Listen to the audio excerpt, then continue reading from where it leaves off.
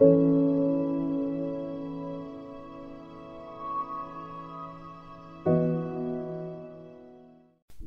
Tuhan Yesus. Semua kita berkata, amin. Berikan kemuliaan buat Tuhan kita. Silakan duduk saudara. Sore hari ini ada satu topik yang Tuhan taruh di hati saya beberapa hari ini. Kebenaran yang akan saya bagikan hari ini terus terngiang di hati saya dalam beberapa hari selama seminggu ini. Dan kemarin pagi Tuhan berkata, sampaikan pesanku ini kepada anak-anakku. Dan pesan Tuhan ini berjudul Beyond the Limits. Tuhan mau bawa kita melewati, melampaui akan batasan kita. Beyond the limits. Setiap manusia punya batasan yang berbeda-beda. Setiap manusia punya garis yang dibuat sebagai sebuah batas dalam hidupnya. Tapi Tuhan mau berkata hari ini, Dia mau bawa setiap kita beyond the limits. Tuhan mau bawa kita melampaui akan batasan kita.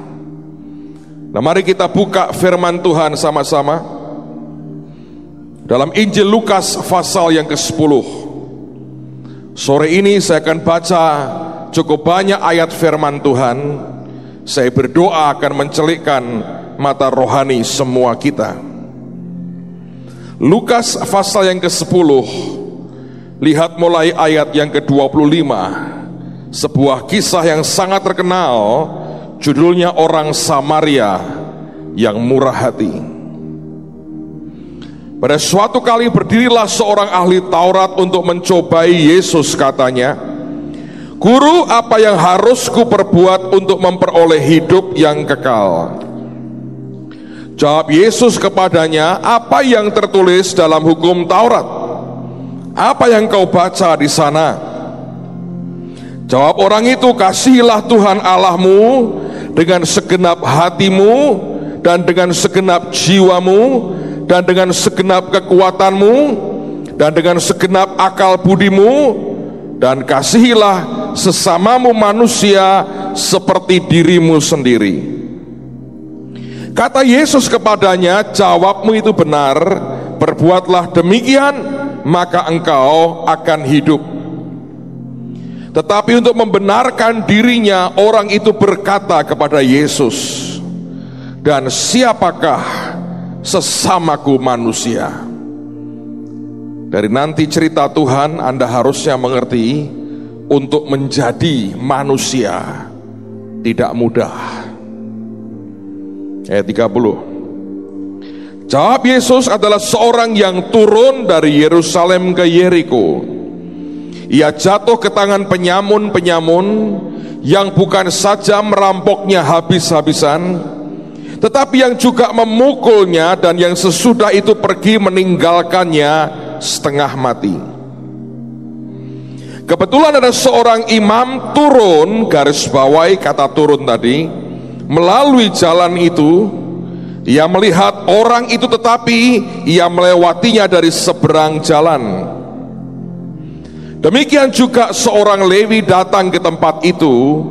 Ketika ia melihat orang itu, ia melewatinya dari seberang jalan. Lalu datanglah seorang Samaria yang sedang dalam perjalanan ke tempat itu. Dan ketika ia melihat orang itu, tergeraklah hatinya oleh belas kasihan. Ia pergi kepadanya lalu membalut luka-lukanya. Sesudah ia menyiraminya dengan minyak dan anggur.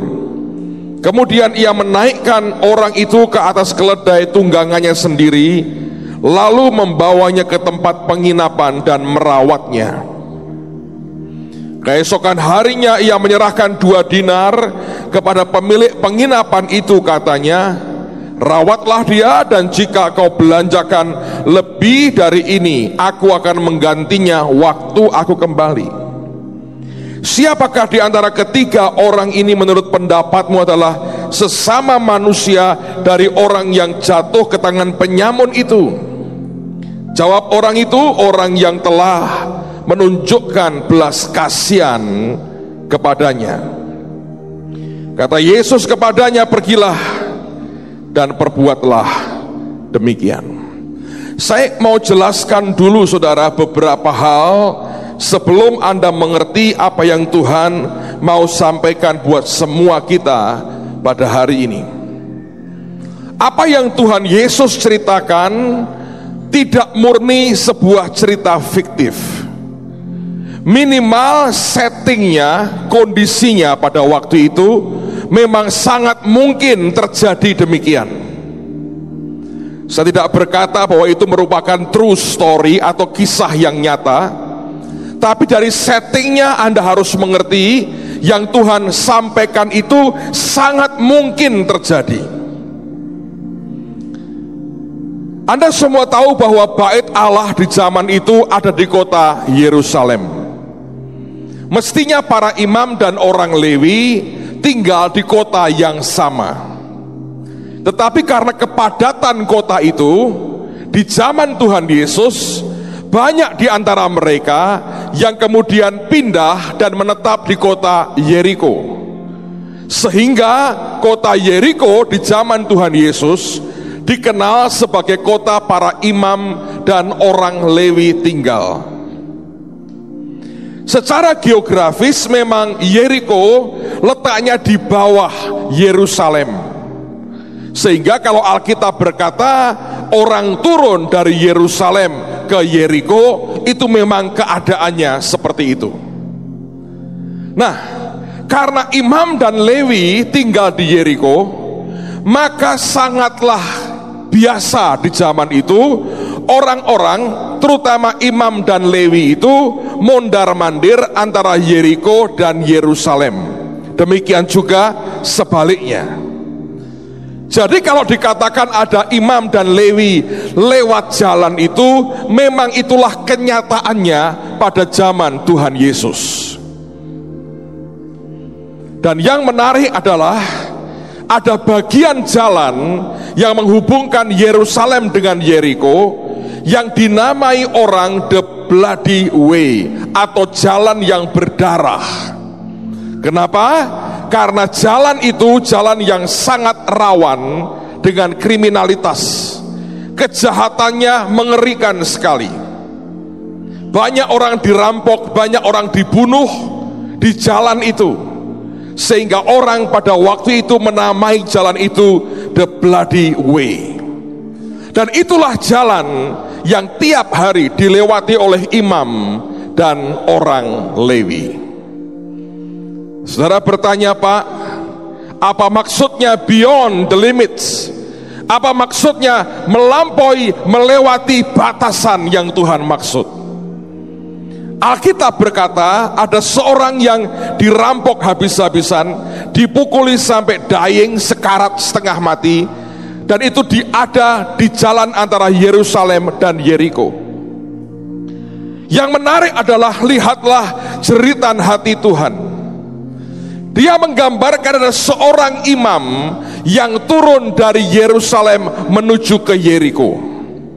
Perkataan itu mau berkata begini: imam itu berarti sudah menyelesaikan kewajibannya di rumah Tuhan di Yerusalem. Ketika dia turun ke Yeriko, artinya dia mau pulang ke rumahnya. Dia lagi berjalan untuk menikmati istirahatnya, sebab dia sudah mengerjakan kewajibannya. Imam itu sudah melakukan kewajibannya, dan dia turun kembali ke Yeriko, ke tempat tinggalnya. Di tengah jalan dia melihat orang yang tergeletak dan setengah mati. Imam itu tidak pernah mau beyond the limits. Dia memutuskan untuk berkata, aku sudah melakukan kewajibanku, ini bukan bagian yang harus aku kerjakan. Dia nyingkir. Sebab kalau sampai dia menyentuh orang itu, dia tahu resikonya, jadwal pulangnya akan terlambat. sebagian waktunya tersita, bisa juga membahayakan dirinya kalau perampoknya balik lagi. Dan tentu dia harus keluar uang untuk merawat orang yang setengah mati. Itu bukan termasuk bagian dari kewajibannya. Kewajibannya melayani bait Allah di Yerusalem sudah dia lakukan. Karena itulah dia jalan, dia pulang balik ke Yeriko, dan di tengah jalan dia ketemu dengan orang ini.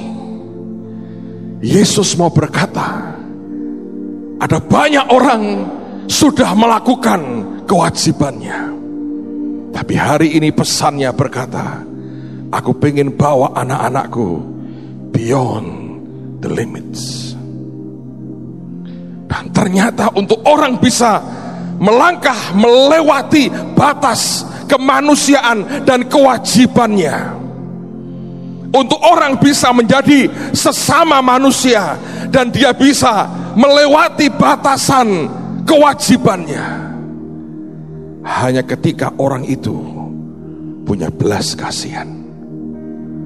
Sebab banyak orang Kristen beribadah, melakukan kewajibannya, tapi hatinya tidak ada belas kasihan.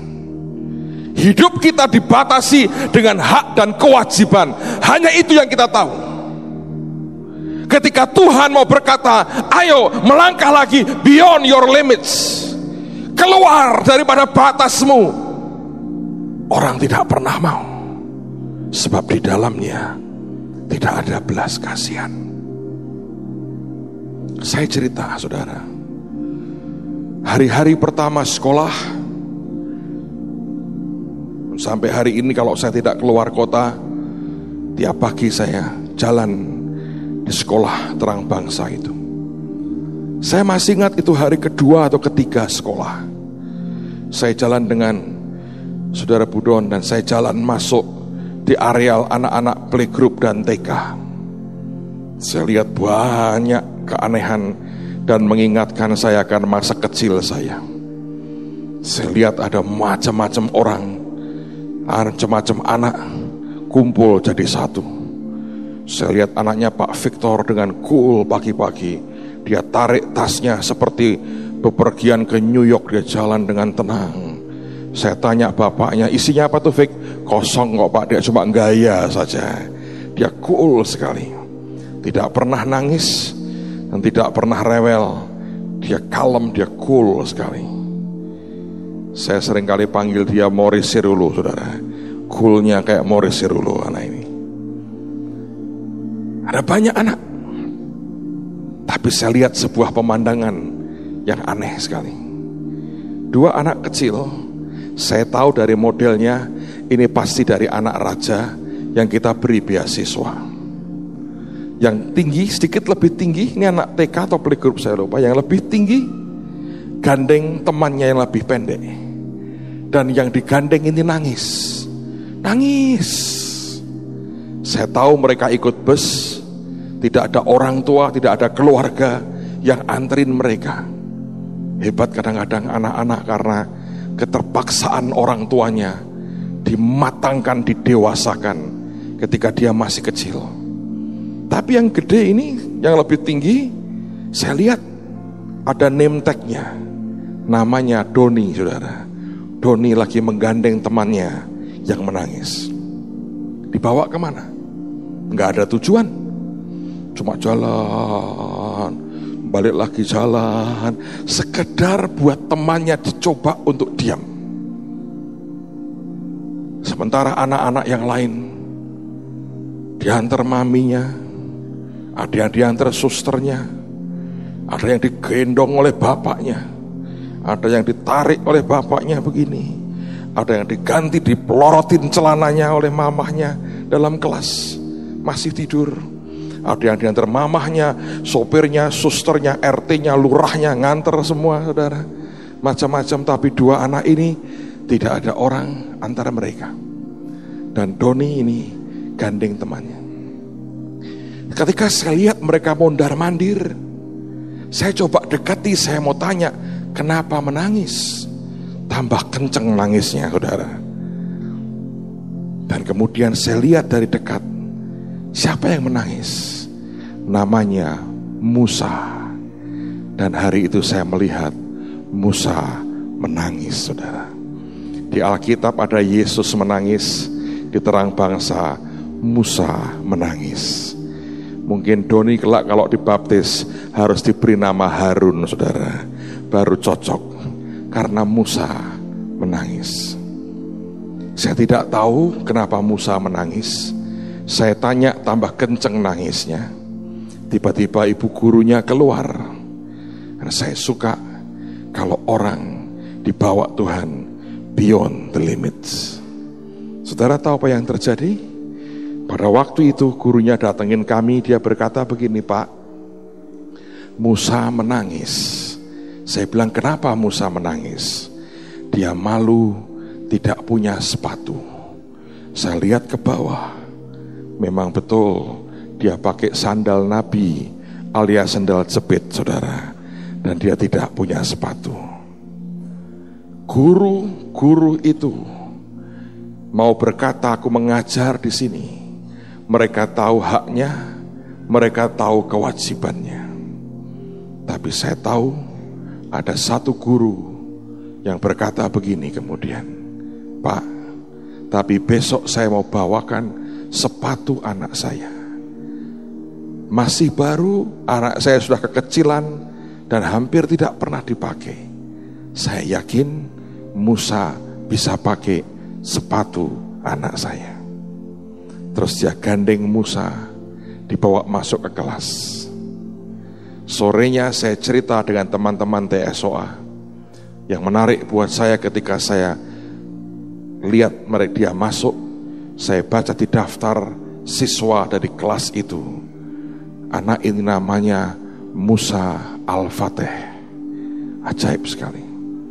Ini sekolah, saudara. Kalau Anda lihat pagi, beberapa ibu, beberapa kakak berjilbab antar anaknya masuk sekolah. Saya bersyukur karena kita tidak pernah dengan tampilan kita menolak siapapun datang dan dilayani.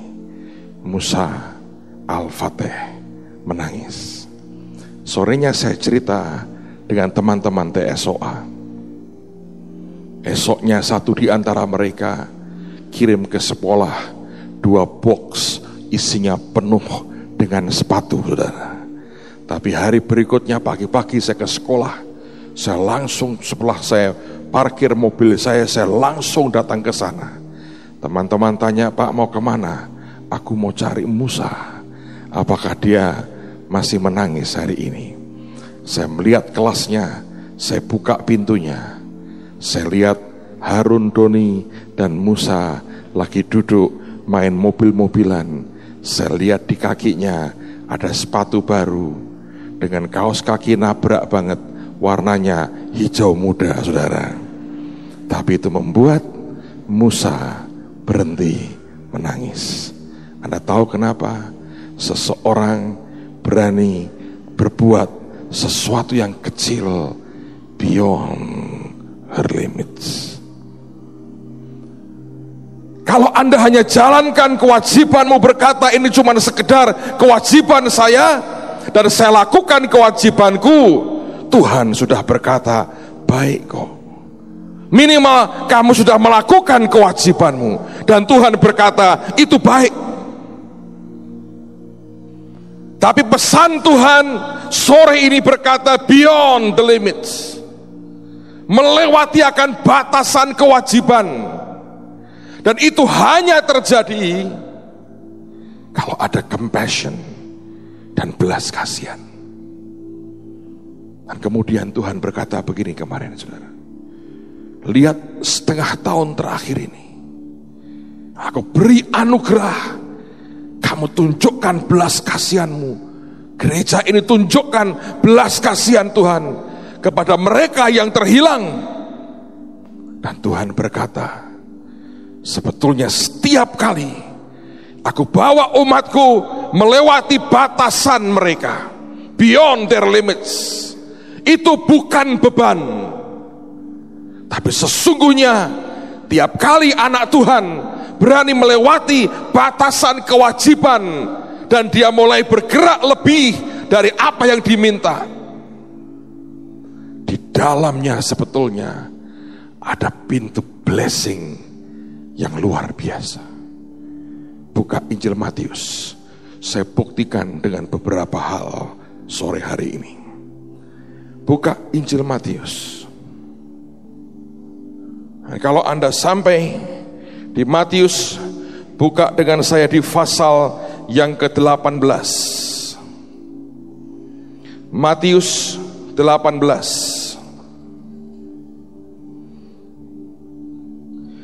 Ada ayat yang aneh sekali yang ketika saya baca saya kaget sekali. Matius 18. Lihat mulai ayat yang pertama. Pada waktu itu datanglah murid-murid itu kepada Yesus dan bertanya, siapakah yang terbesar dalam kerajaan sorga? Maka Yesus memanggil seorang anak kecil dan menempatkannya di tengah-tengah mereka. Lalu berkata, aku berkata kepadamu, sesungguhnya jika kamu tidak bertobat dan menjadi seperti anak kecil ini, kamu tidak akan masuk ke dalam kerajaan sorga. Sedangkan barang siapa merendahkan diri dan menjadi seperti anak kecil ini, dialah yang terbesar dalam kerajaan sorga. Ayat 5 Anda perhatikan. Dan barang siapa menyambut seorang anak seperti ini dalam namaku. Tuhan tidak berkata sambut anak kecil dalam nama kemanusiaan, atau sambut anak kecil dalam kerangka dalam nama kegiatan sosial. Dia berkata sambut mereka di dalam namaku. Artinya kenalkan mereka kepadaku, terima mereka dengan kasihku. Apa yang terjadi? Tuhan berkata, ia menyambut aku. Dengan kata lain, setiap kali kita menerima anak-anak itu di dalam nama Tuhan Yesus, kita memaksa kehadiran Tuhan di tengah-tengah kita. Karena yang kita sambut ternyata bukan cuma anak itu, tapi kita menyambut dan menerima Tuhan Yesus sendiri. Itu bukan beban, saudara, tapi itu blessing, itu berkat. Ayat yang ke-6. Tetapi barang siapa menyesatkan salah satu dari anak-anak kecil ini yang percaya kepadaku, lebih baik baginya jika sebuah batu kilangan diikatkan pada lehernya, lalu ia ditenggelamkan ke dalam laut. Ayat 10. Ini yang mengagetkan saya. Ingatlah, jangan menganggap rendah seorang dari anak-anak kecil ini, karena aku berkata kepadamu, ada malaikat mereka di sorga yang selalu memandang wajah Bapakku yang di sorga. Izinkan saya jelaskan supaya Anda mengerti apa yang Tuhan Yesus mau katakan. Kalau boleh ada satu anak bisa bantu saya. Yitzhak bantu Om Yitzhak. Ayolah, kamu kan ketua kelas kan di sekolah kan. Ayo Yitzhak, siapa yang mau bantu? Yitzhak dapat permen. Ada yang mau, ada yang anak kecil yang mau bantu saya berdiri di depan saja. Bisa kamu di kamera loh, terkenal loh, masuk TV nih, masuk TV. Ada anak kecil di sini yang berani, yang berkata, yuk saya lari ke depan dan memberi sesuatu yang ajaib supaya orang tua mengerti siapa kamu di depan Tuhan. Ayo mami, papi yang punya anak, saya tunggu, tidak ada satupun. Kemarin saya dapat Anthony, tadi pagi saya dapat Nael, hari ini gua nggak dapat siapa-siapa. Ada yang berani mau maju ke depan? Pinter, beri tepuk tangan sini adik. Namanya siapa?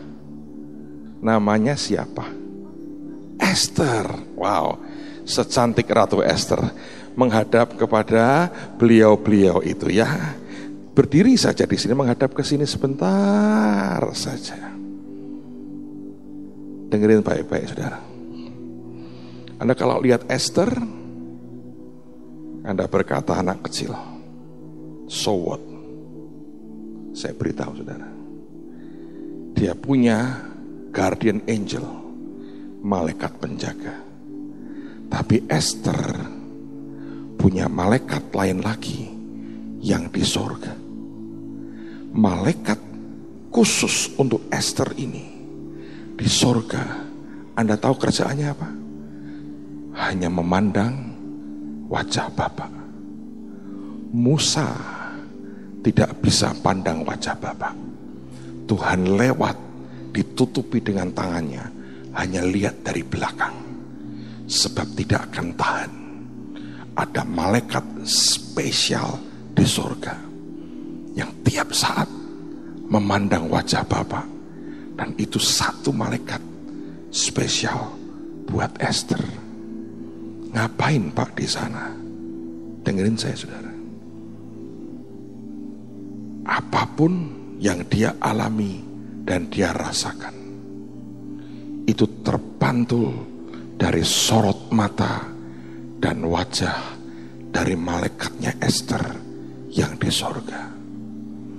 Kalau seseorang melukai hati dan perasaannya, mata malaikat ini memandang ke Bapa dan beradu dengan mata Bapa yang di sorga. Semua tangisnya, jeritnya sampai ke Bapa.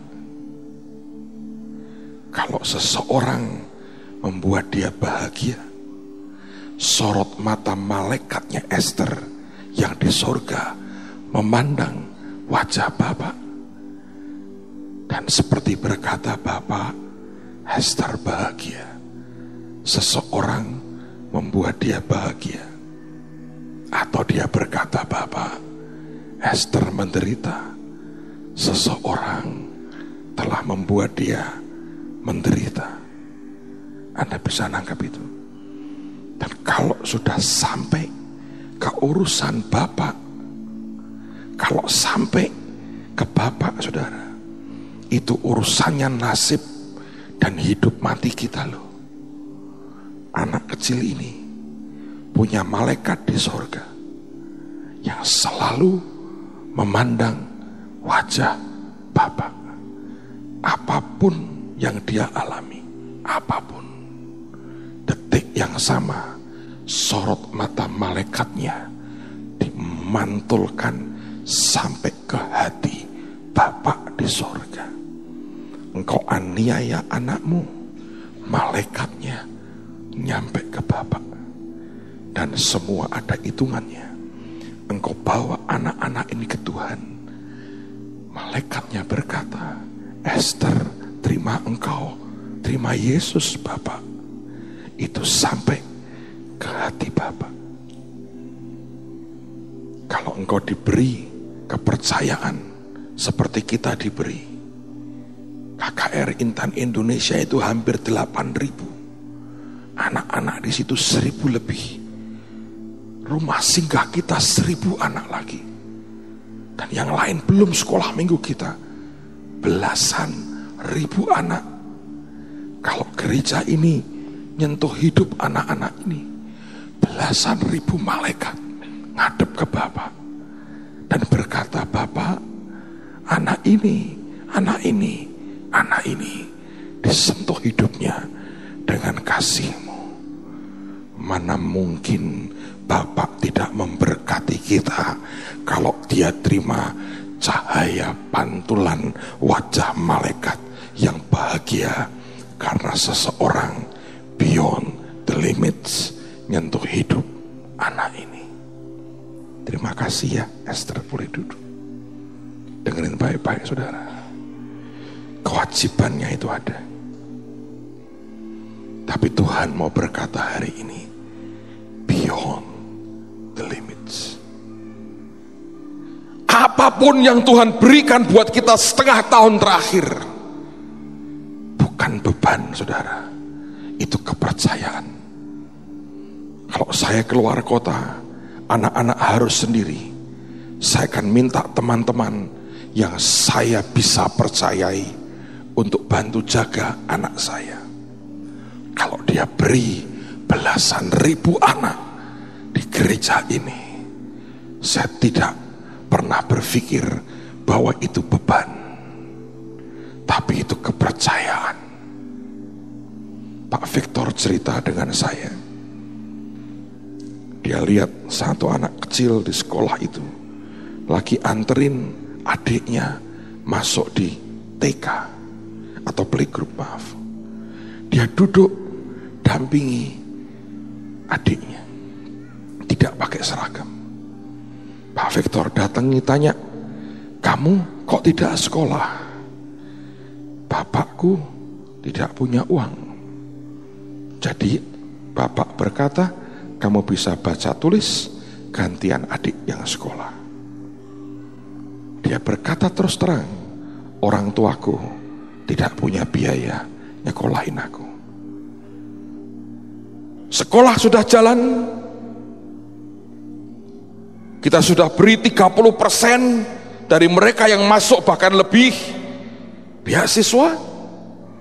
Kewajiban sudah kita lakukan, dan Tuhan sudah berkata bagus. Tapi saya bersyukur Pak Victor buat sesuatu yang beyond his limits. Dia tanya, kamu mau sekolah tidak? Mau.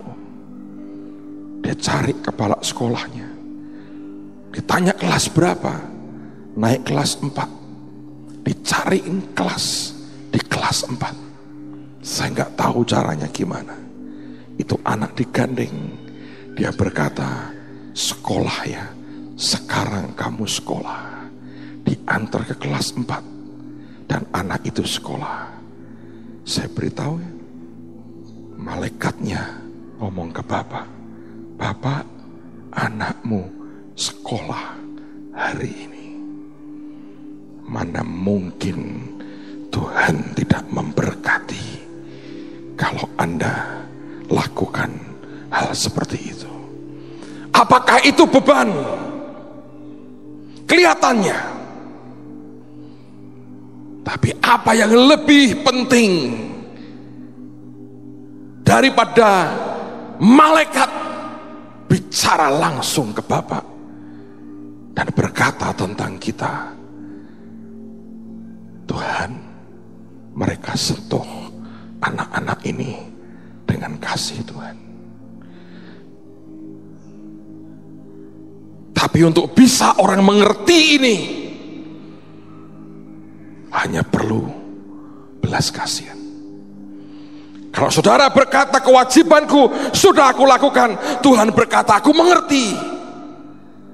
Tapi Tuhan mau berpesan buat setiap Anda hari ini. Dan pesannya berkata, beyond the limits. Maukah aku bawa engkau lewati batasmu, jangkau mereka dengan kasih, karena aku mau beri kepercayaan lebih besar lagi. Amen, saudara. Yang kedua, buka Injil Markus. Buka Injil Markus. Markus pasal yang ke-10. Markus pasal yang ke-10. Lihat mulai ayat yang ke-17. Markus pasal yang ke-10. Lihat pada ayat yang ke-17. Pada waktu Yesus berangkat untuk meneruskan perjalanannya, datanglah seorang berlari-lari mendapatkan dia, dan sambil bertelut di hadapannya ia bertanya, Guru yang baik, apa yang harus ku perbuat untuk memperoleh hidup yang kekal. Jawab Yesus, mengapa kau katakan aku baik? Tak seorang pun yang baik selain daripada Allah saja. Engkau tentu mengetahui segala perintah Allah. Jangan membunuh, jangan berzina, jangan berdusta, jangan mencuri, jangan mengucapkan saksi dusta, jangan mengurangi hak orang, hormatilah ayahmu dan ibumu. Lalu kata orang itu kepadanya, Guru, semuanya itu telah kuturuti sejak masa mudaku.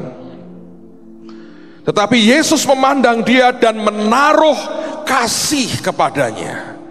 Bukan karena kebencian kok saudara, karena kasih. Lalu berkata kepadanya, hanya satu lagi kekuranganmu. Pergilah, jualah apa yang kau miliki dan berikanlah itu kepada orang-orang miskin, maka engkau akan beroleh harta di sorga. Kemudian datanglah kemari dan ikutlah aku. Mendengar perkataan itu ia menjadi kecewa, lalu pergi dengan sedih sebab banyak hartanya. Lalu Yesus memandang murid-muridnya di sekelilingnya dan berkata kepada mereka, alangkah sukarnya orang yang beruang masuk ke dalam kerajaan Allah.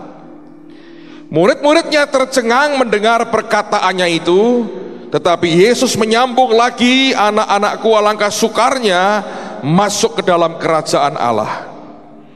Lebih mudah seekor onta melewati lubang jarum daripada seorang kaya masuk ke dalam kerajaan Allah. Mereka makin gempar dan berkata seorang kepada yang lain, jika demikian siapakah yang dapat diselamatkan? Yesus memandang mereka dan berkata, bagi manusia hal itu tidak mungkin, tetapi bukan demikian bagi Allah, sebab segala sesuatu adalah mungkin bagi Allah. 28. Berkatalah Petrus kepada Yesus, kami ini telah meninggalkan segala sesuatu dan mengikut engkau. Jawab Yesus, aku berkata kepadamu, sesungguhnya setiap orang yang karena aku dan karena Injil meninggalkan rumahnya, saudaranya laki-laki atau saudaranya perempuan, ibunya atau bapaknya, anak-anaknya atau ladangnya, orang itu sekarang pada masa ini juga akan menerima kembali berapa? 100 kali lipat. Apa saja? Rumah, saudara laki-laki, saudara perempuan, ibu, anak dan ladang, sekalipun disertai berbagai penganiayaan. Dan pada zaman yang akan datang ia akan menerima hidup yang kekal. Tetapi banyak orang yang terdahulu akan menjadi yang terakhir, dan yang terakhir akan menjadi yang terdahulu. Sepintas kalau kita melihat yang Tuhan katakan kepada orang muda ini, itu beban yang mengerikan banget. Mungkin orang berkata Tuhan gak masuk akal perintahnya.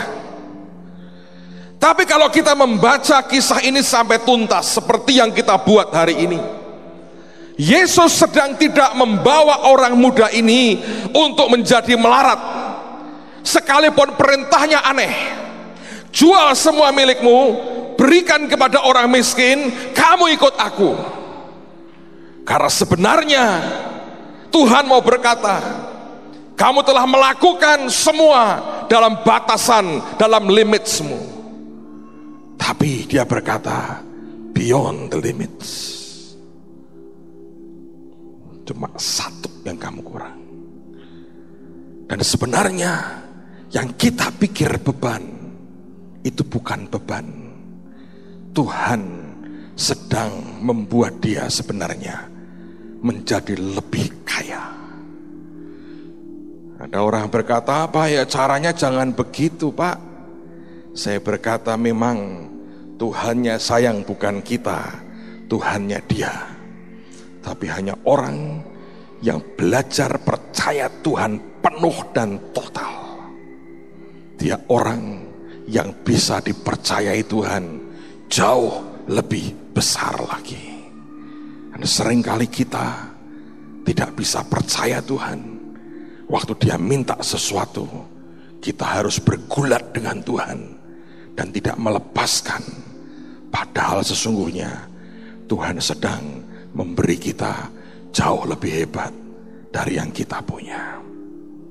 Yang terakhir, mari buka Matius pasal 14. Matius 14. Dan kita akan selesai dengan ayat ini. Matius pasal yang ke-14.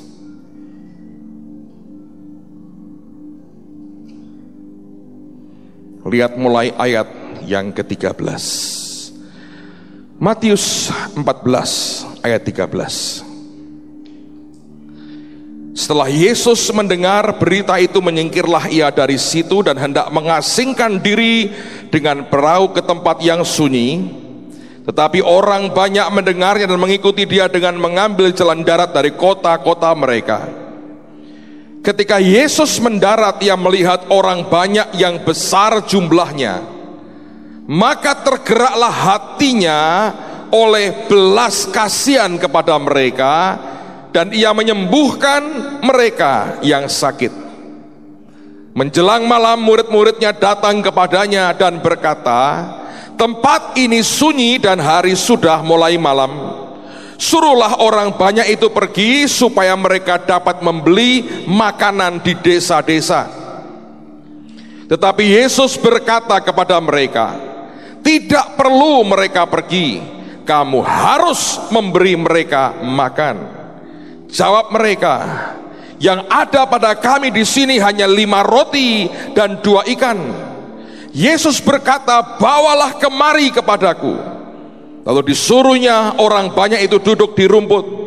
Dan setelah diambilnya 5 roti dan 2 ikan itu, Yesus menengadah ke langit dan mengucap berkat, lalu memecah-mecahkan roti itu dan memberikannya kepada murid-muridnya. Lalu murid-muridnya membagi-bagikannya kepada orang banyak, dan mereka semuanya makan sampai kenyang. Kemudian orang mengumpulkan potongan-potongan roti yang sisa 12 bakul penuh. Yang ikut makan kira-kira 5.000 laki-laki, tidak termasuk perempuan dan anak-anak. Kalau Anda baca di bagian lain dari Injil yang lain, cerita itu juga dimulai ketika Yesus dan para muridnya harusnya kepingin istirahat. Karena Alkitab berkata mereka bahkan makan pun tidak sempat. Kalau orang sudah melayani orang lain sebegitu rupa, bahkan makan pun tidak sempat. Mereka sudah melakukan dalam batas limit mereka, dalam batas garis kekuatan, batas kemampuannya sudah dilakukan. Karena Alkitab berkata bahkan makan pun tidak sempat. Apa yang membuat mereka bisa bertahan, bahkan bergerak beyond their limits, melewati akan batasan mereka?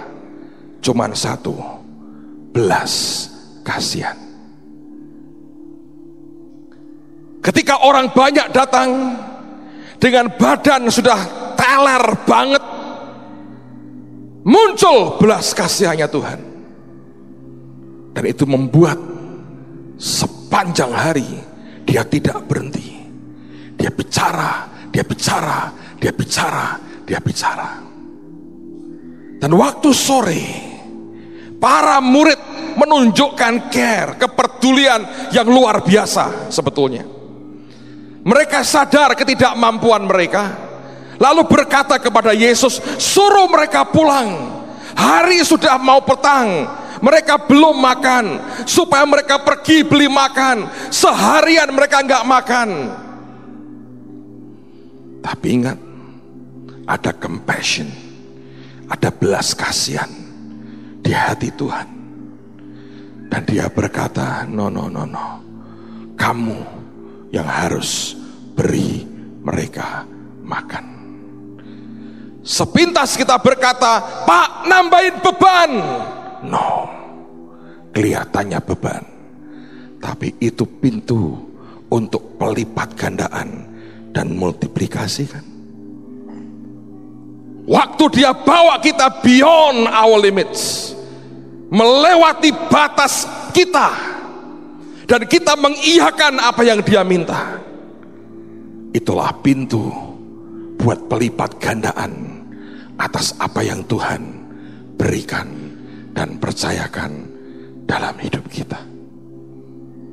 Saya belajar setiap Tuhan memerintahkan kita sesuatu, tidak pernah dengan tujuan untuk menghancurkan kita. Beyond your limits, itu yang Tuhan mau. Hari Jumat kemarin, minggu lalu maksud saya mengalami sebuah peristiwa yang memberkati saya. Kalau saudara yang saya maksudkan hadir sore ini, saya nggak punya tujuan apa-apanya, saya mau berkata terima kasih.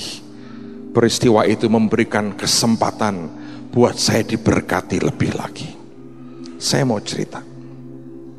Hari itu hari Jumat minggu yang lalu. Malam saya lagi di kamar anak-anak, lagi ngobrol cerita karena kami baru pulang dari Madiun. Anak-anak tidak ikut, cerita mereka banyak, ini itu banyak cerita lah. Tiba-tiba suster yang kerja di rumah saya datang, masuk ke kamar itu, dia berkata begini, "Pak, ada seorang ibu yang titip surat untuk Bapak. Dia berikan saya surat, dimasukkan di amplop, dan bersama dengan surat itu ada kartu ucapan selamat ulang tahun yang tidak ada tulisannya apa-apa." Saya baca suratnya, dan suster kami ini berkata begini, "Pak, besok anak ibu ini ulang tahun. Dia punya anak tunggal dan besok berulang tahun. Ibu ini minta kalau Bapak tidak keberatan, tolong tanda tangani saja kartu selamat ulang tahun ini. Tanda tangani saja." Saya pikir apa yang istimewa dari itu? Jadi saya minta kartunya. Saya pinjam ballpoint anak saya.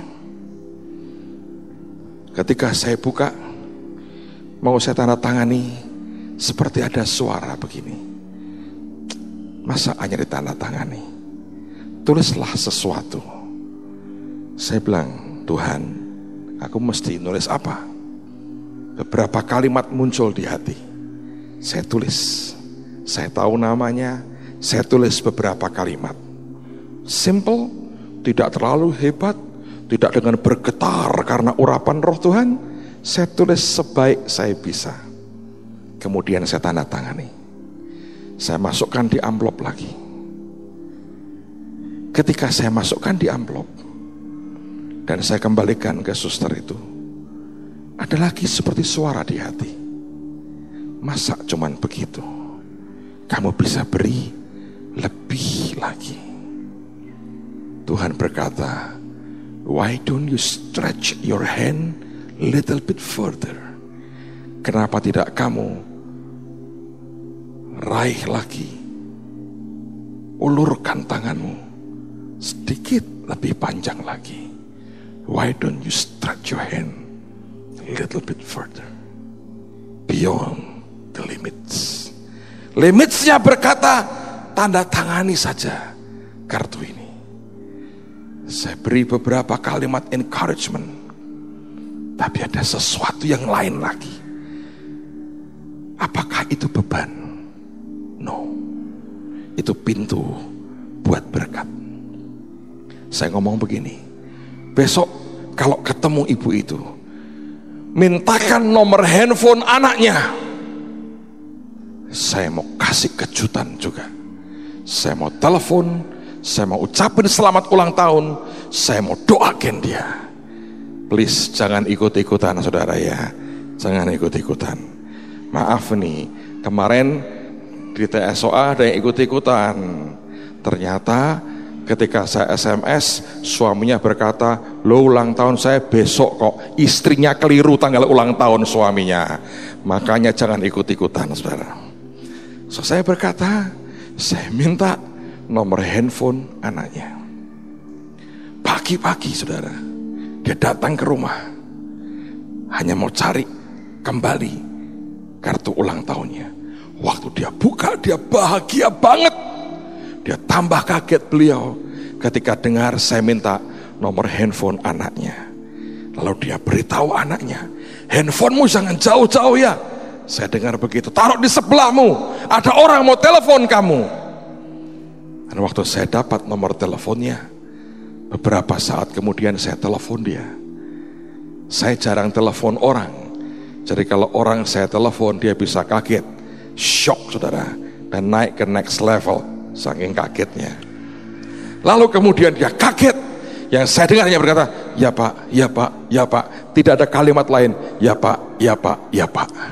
Saya omongin singkat, saya doakan, saya tidak bicara panjang lebar, tidak sampai 2 menit. Saya tidak tahu apa yang terjadi. Yang jelas beberapa jam kemudian ibunya SMS saya. Dan dia berkata, Pak, hari ini adalah hari paling bahagia buat saya menjadi seorang ibu buat anak saya. Saya bisa memberi sesuatu yang membahagiakan anak saya. Saudara pikir itu cerita selesai sampai di situ? Buat saya pikir selesai. Bapak di surga berkata, dia mau berkata, bagus nak, bagus. Dan kalau Tuhan senang, dia lagi ngajari kita beyond the limits. Anda tahu yang terjadi? Hari yang sama, persis Sabtu minggu lalu, saya telepon anak ini pagi hari. Malam sebelum saya terbang ke Jakarta, saya khotbah di gereja teman minggu lalu di Jakarta. Saya lari ke mobil, seseorang memberi saya Nokia E90 communicator yang terbaru, saudara.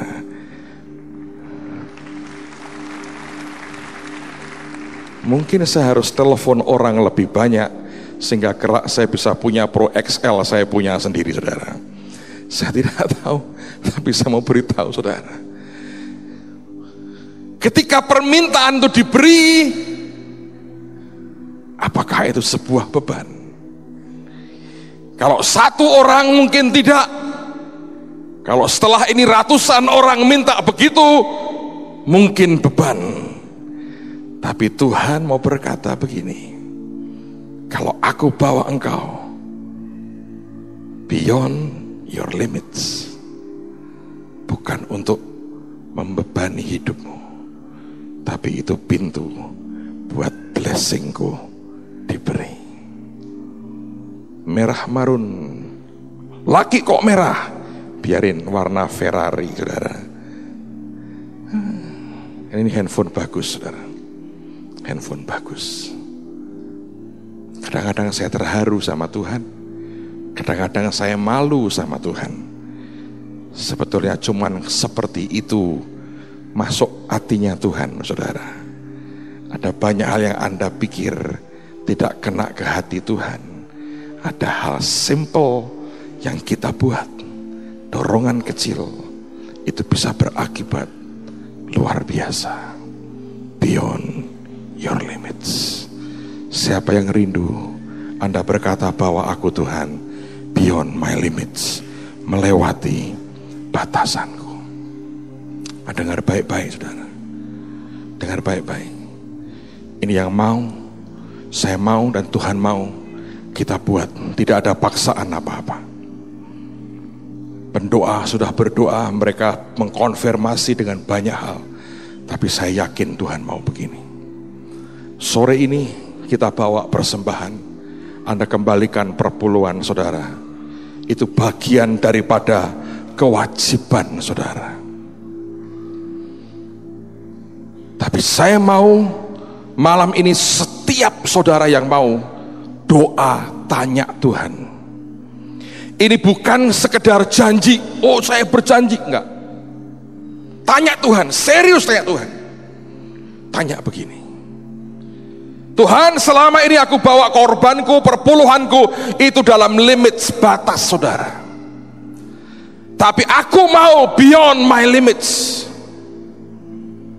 Tanya Tuhan, gini tanyanya. Sampai dengan Natal tahun ini, berapa yang aku mesti tambahkan? Totalnya berapa sampai dengan Natal tahun ini? Atau apa yang Tuhan mau? Kemarin anak youth ajaib sekali. Mereka korban luar biasa. Bahkan ada yang menyerahkan mobil mereka. Tadi pagi juga begitu. Saya lihat Tuhan kerja luar biasa. Tidak ada paksaan apa-apa. Siang saya telepon teman saya tadi. Dia orang Jakarta. Dia berkata gini, Pak, aneh sekali. Saya beberapa hari ini disuruh Tuhan untuk memberi persembahan buat sekolah terang bangsa. Tapi Tuhan ngomong begini, puasa beberapa hari sebelum kau beri korbanmu. Dan dia berkata, saya merasa Pak, ada sesuatu yang kuat akan terjadi setelah korban ini. Nah, malam hari ini, begitu Anda selesai berdoa, saya minta tulis nama dan nomor handphone saudara. Saya lagi nunggu kiriman mesin SMS. Ini mesin ajaib sekali. Karena saya ingin sebulan sekali, 2 kali minimal. Kalau ada pesan Tuhan yang strong, yang kuat, saya bisa ketik dan saya bisa kirim. Dan mesin ini sekali kirim bisa kirim ke 10.000 nomor sekaligus. Ajaib ya. Dan saya ingin Anda tulis nama dan handphone saudara. Dan malam ini saya akan buat yang berbeda. Tadi pagi setengah jam selesai.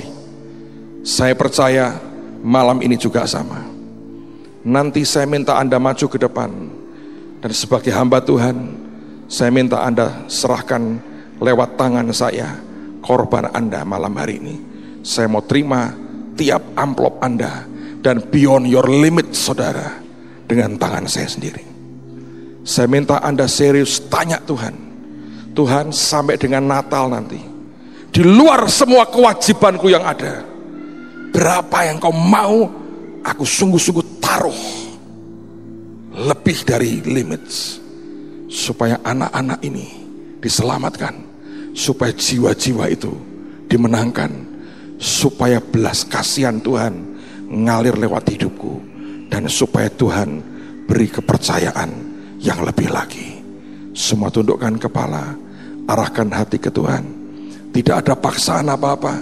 Saya tidak mau orang datang ke Tuhan dengan terpaksa. Nanti saya akan tutup dengan doa, dan kemudian Anda selesai memberikan korban saudara, Anda bisa langsung meninggalkan tempat ini. Tapi saya berdoa, ambil waktu 1 menit, 2 menit, Anda tanya Tuhan, berapa Tuhan yang engkau mau? Berapa Tuhan yang engkau mau? Berapa Tuhan yang engkau mau? Anda bawa, taruhkan perpuluhan saudara, persembahan saudara. Tapi Anda tulis juga nama, nomor handphonemu, dan berapa yang Tuhan mau Anda tambahkan sampai dengan Desember nanti. Saya berdoa, Tuhan beri sesuatu yang kuat hari ini. Tuhan, Hamba bawa setiap kami. Bawa kami Tuhan beyond our limits, lebih dari kewajiban kami selama ini. Dan biar kami lakukan dengan iman. Biar kami lakukan dengan iman. Engkau bicara, Engkau bicara, Engkau bicara. Demi nama Tuhan Yesus. Mari angkat tanganmu sama-sama. Mari berdiri sama-sama saudara. Ayo berdiri sama-sama. Angkat tanganmu di hadapan Tuhan. Memintakan blessing terbaik buat anak-anakmu. Dan biar semua korban kami berkenan di hadirat Tuhan. Kami mau belajar taat. Kami lakukan yang Tuhan mau. Terima penyembahan kami dengan harta kami. Kami kembalikan perpuluhan kami bayar nasar kami. Dan Tuhan, kami tambahkan, ini melewati limit kami. Tapi sampai Natal tahun ini yang kami mau tambahkan dalam korban kami. Engkau memberkati dengan cara yang ajaib. Dalam nama Tuhan Yesus. Dan kalau kami pulang tinggalkan tempat ini, biar kasih dari Allah Bapa, anugerah yang besar dalam Kristus Yesus, persekutuan dengan Roh Kudus tinggal dalam hidup kami. Berkati KKR Anak Raja Kamis ini, bawa jiwa-jiwa untuk diselamatkan demi nama Tuhan Yesus. Dan semua kita berkata,